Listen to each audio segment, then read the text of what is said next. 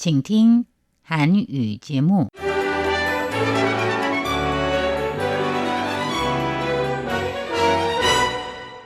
안녕하십니까. 중화민국 국제방송 타이완의 소리 RTI 한국어 방송입니다. 화요일 방송은 간추린 뉴스 대만 주간신보 타이페이 토크의 순으로 이어집니다.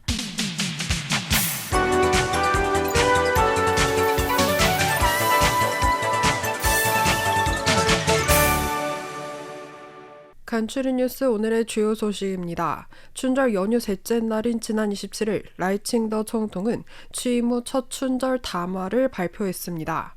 우자오시 국가안전회의 비서장이 앨리스 스테파닉 주 유엔 미국 대사 지명자의 타이완의 유엔 체계 참여에 대한 공개적인 지지에 감사의 뜻을 표했습니다.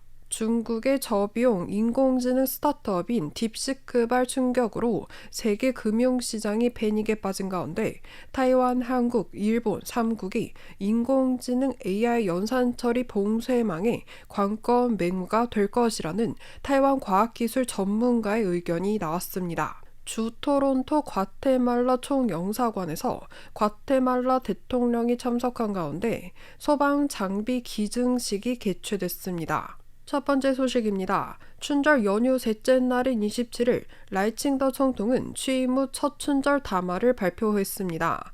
라이 총통은 이날 오후 녹화 방식으로 발표한 춘절 담화에서 지난 1년간 타이완을 위해 헌신한 전 국민들에게 감사를 표했습니다. 라이 총통은 수많은 도전을 버티고 타이완이 지속적으로 발전하고 국제 무대에서 더 중요한 역할을 할 수 있도록 한 모든 국민들이 타이완의 영웅이라고 밝히며 국민들의 행복을 위해 올 한 해도 정부는 열심히 국가를 건설하고 경제를 발전시킬 것이라고 약속했습니다. 아울러 올해부터 정부는 청년들의 꿈 실현을 돕는 청년 100억 해외 드림 펀드를 추진할 예정이며 동시에 타이완이 최고의 국가가 되어 모두가 아름다운 미래를 가질 수 있도록 국가의 생존과 발전을 수호하고 국민의 생명과 재산 안전을 보호하며 2,300만 국민의 삶을 돌보는 세 가지 사명을 굳건히 이행할 것이라고 강조했습니다.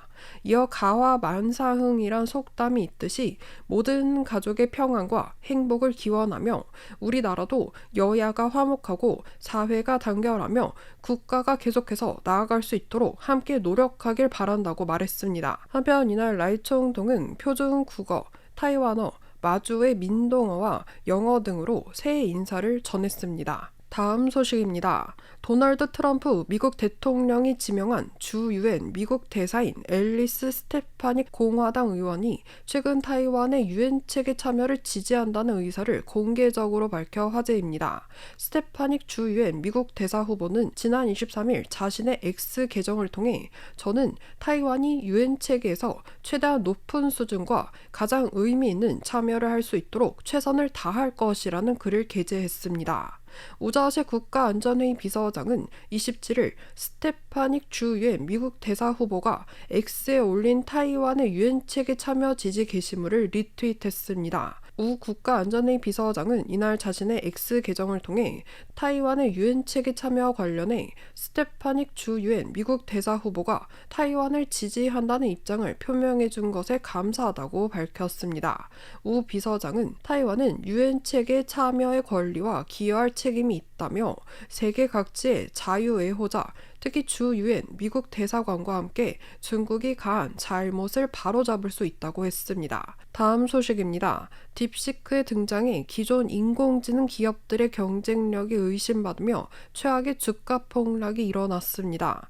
27일 미국 증시에서는 챗GPT 등 생성형 인공지능 출시 이후 최대 빅테크 기업으로 성장한 엔비디아 주가가 무려 16% 폭락해 하루 만에 시총 미화 약 6천억 달러를 날렸습니다.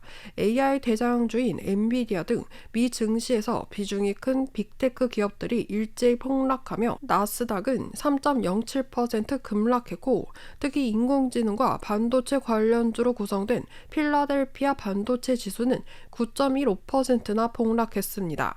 세계 인공지능 업계가 딥시크로 인해 지각 변동을 겪고 있는 가운데 타이완, 한국, 일본 3국이 인공지능 연산 처리 봉쇄망 봉쇄망의 관건 맹우가 될 것이라는 타이완 과학기술 전문가의 의견이 나왔습니다. 장지청 국가과학기술 민주사회연구센터 집행장은 오늘 28일 자신의 페이스북을 통해 딥시크가 실리콘밸리 월가에 충격을 주었다면서 이는 연산처리 능력이 곧 국력이라는 인공지능 연산처리 패권 경쟁에 대한 미중 양국의 경쟁을 가속화시킬 뿐이라고 지적했습니다. 이어 딥시크가 가져온 충격의 진실성은 아직 검증과 변론 단계에 있다고 평가했습니다.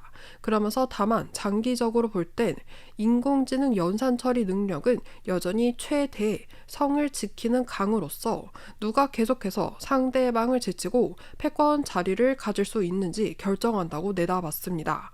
장 집행장은 또 과거 30년의 글로벌화는 일찌감치 첨단 제조업 활동의 생태 시스템을 동북아시아의 고도로 집중시켰다며 특히 한반도, 일본, 타이완은 지리적으로 반공맹우에서 인공지능 연산처리 봉쇄망의 관건맹우로 전환될 것이라고 말했습니다. 캐나다 주재 타이완 대표처와 캐나다 주재 과테말라 대사관, 캐나다 비영리 자선단체인 국경 없는 의용소방관회가 지난 27일 주토론토 과테말라 총영사관에서 과테말라 대통령 베르나르도 아레발로가 참석한 가운데 소방 장비 기증식을 개최했습니다. 이날 기증식에선 주 캐나다 타이완 대표인 정허런이 우리 정부를 대표해 국경 없는 의용소방관회 사이먼 스미스 주임과 함께 과테말라 소방자원봉사단에 소방 장비와 해상 운송비를 기부했습니다. 이번 기증은 타이완, 캐나다, 과테말라 파트너 간의 첫 협력 프로젝트로 자연재해 영향을 완화하기 위한 국제적 협력의 좋은 사례라고 정 대표는 강조했습니다. 이상으로 RTI 손전홍이었습니다.